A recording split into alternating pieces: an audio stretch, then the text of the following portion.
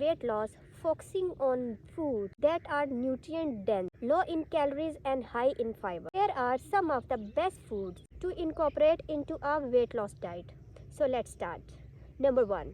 Load up on non-starchy vegetables like leafy greens, broccoli, cauliflower, bell pepper, and cucumber. They are low in calories and high in fiber, keeping you full and satisfied. Number 2. Lean protein.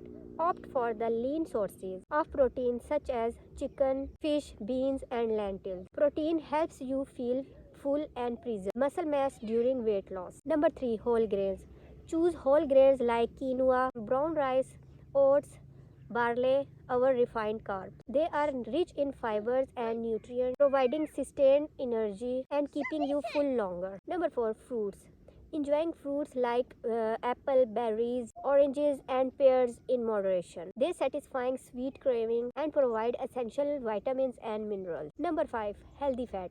Incorporate the source of healthy fat like avocado, nuts, seeds, and olive oil. Healthy fats can support your overall health. Number 6. Greek yogurt.